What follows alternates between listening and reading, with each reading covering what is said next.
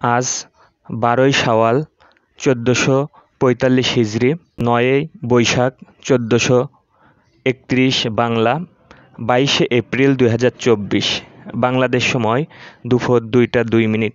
উপগ্রহ চিত্রে দেখতে পাচ্ছেন বাংলাদেশের পশ্চিমে ভারতের বিস্তীর্ণ অঞ্চল জুড়ে মেঘমালা অবস্থান করছে। সেই সঙ্গে ছত্তিশগড় এবং মধ্যপ্রদেশে কিছুটা ঘনীভূত মেঘ অবস্থান করছে। এই ঘনীভূত মেঘ থেকে ছিটকে বেরিয়ে আসা উপরের স্তরের মেঘ ভারতের ঝাড়খণ্ড এবং বিহার রাজ্য হয়ে বাংলাদেশের রংপুরে প্রবেশ করছে। সেই সঙ্গে বাংলাদেশের দক্ষিণাঞ্চলে বেশ করে কুমিল্লা, নোয়াখালী, সিলেট এবং চট্টগ্রাম বিভাগের উপরে মেঘের উপরের স্তরের মেঘ অবস্থান করছে। ফলে এই সকল মেঘে কোনো প্রকারের বৃষ্টিপাত হওয়ার সম্ভাবনা নেই।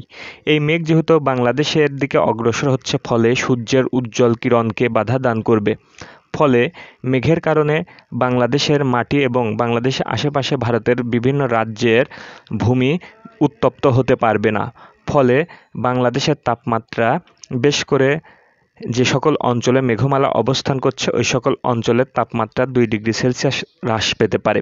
সেই সঙ্গে বঙ্গোপসাগরে একটি শক্তিশালী উচ্চচাপ বলয় অবস্থান করছে এবং এই উচ্চচাপ বলয় থেকে বেরিয়ে আসা আর্দ্র জলীয় বাষ্পপূর্ণ বাতাস বঙ্গোপসাগরের বিস্তীর্ণ অঞ্চলের উপর দিয়ে বয়ে এসে বাংলাদেশের বেশ করে সুন্দরবন, বরিশাল, ফরিদপুর অঞ্চল, সমগ্র ঢাকা বিভাগ, ময়মনসিংহ বিভাগ, সিলেট বিভাগ, কুমিল্লা এবং চট্টগ্রাম বিভাগের উপরে অবস্থান করছে।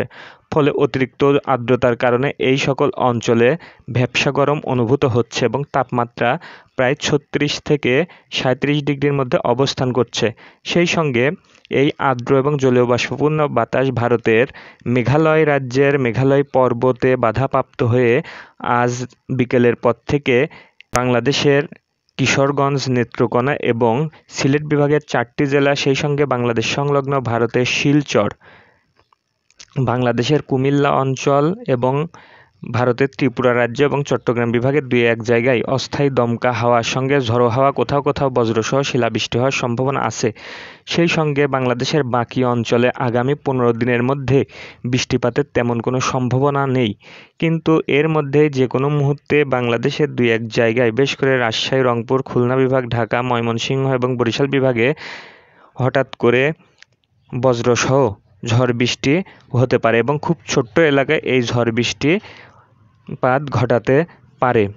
এছাড়া আরব সাগরে একটি নিম্নচাপ হওয়ার দিকে অগ্রসর হচ্ছে। ফলে এই নিম্নচাপ যখন শক্তিশালী হবে তখন আশেপাশের আর্দ্র এবং জলীয় বাষ্পপূর্ণ বাতাস সেই সঙ্গে মেঘও টেনে নিয়ে শক্তি সঞ্চয় করবে। ফলে ভারতীয় উপমহাদেশে আরও বৃষ্টিপাত হ্রাস পেতে পারে।